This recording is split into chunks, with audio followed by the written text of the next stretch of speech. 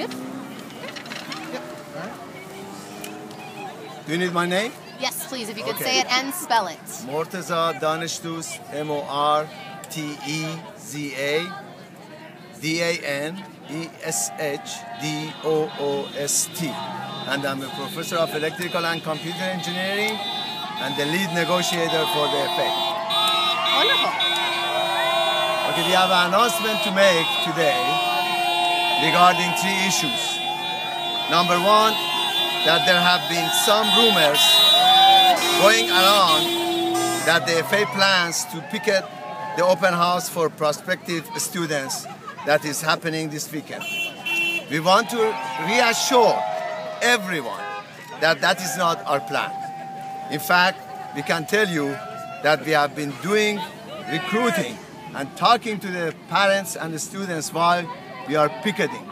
When they come to us, we are telling them, reassuring them that this is not going to go forever, that this is a great university, and we hope to see them here and teach their kids. That's one. We also want to announce that there will be a meeting this Sunday for all faculty members, bargaining unit members, regardless if they are the member of the union or not, all faculty members, to answer their questions, talk about what's on the table, what is left to negotiate, and what are the issues that we are so interested that we had to go on a strike for. What was it that the administration did not want to give? That's on Sunday. We don't have the place yet. We are working very hard to find it, unless you have... It'll be at the Civic Center.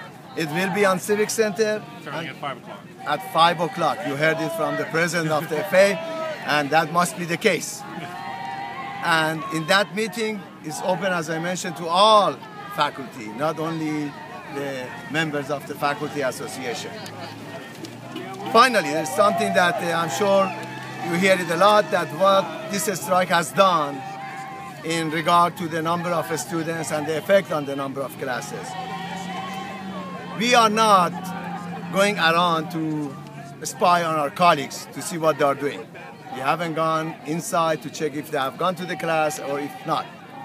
But what we have been doing, hearing from students and our colleagues, those who have been on the picket lines and those who have decided to stay home and honor the picket lines, that there are around 7,000 approximately students who have been affected.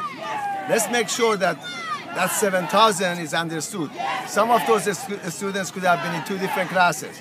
So not necessarily 7,000 out of the 17,000 students that we have on campus, but 7,000 students who have gone to classes have been affected. That beside some of those classes that the administration has just sent in somebody to announce that your faculty is not going to be here, you are here as a substitute, and take your attendance and go home. So the effect, something that we are not happy about, but something that has happened, and the administration has to think about that we all are about this university and we have to work close to each other to not things like this happen. Again, we have said over and over, we are ready to bargain anytime, places that are of mutual agreement. I have my cell phone going on. I don't even turn it off when I'm meetings in the fear that I may miss a call from Chancellor Cheng. So we are ready to negotiate anytime. Any questions? Morteza, the Chancellor has said that she's waiting on the Faculty Association to come back to the table, and that, I guess, it's the administration's position that they're not the ones that need to respond here. Well, based on the bargaining and the bargaining rules that we have had, we gave the last position that we had, which was very different than the positions we had in the past. And in order to continue the negotiations, they have to come back with a response to that. We cannot go in and negotiate against ourselves. So there has to be a response and there has to be a move to bring us to the mutual agreement. This is extremely important for people to understand. We are not interested in a strike. A lot of our faculty are having difficulty dealing with this situation. However, the administration has pushed us to this level, something that none of us are comfortable and none of us have experience. This is the first time for me.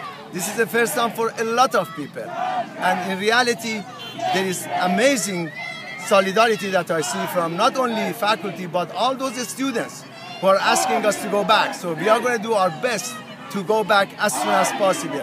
We will do as many concessions possible to get back, but it has to be two-way. Concession has to be done in two-way. You cannot negotiate against yourself. The chancellor said it seems to be that this financial exigency measure is the sticking point, and that's not something they're going to bargain away. So, barring that, if that's what is holding this up, where do you go from here on that issue? Well, what Chancellor fails to see is that there are always ways to think out of box to reach to a mutual agreement that meets both sides' interests. You cannot go into the bargaining sticking to a point and thinking that you are going to not move. Bargaining is give and take. They have given, they have given. That's the reason we have had so many tentative agreements.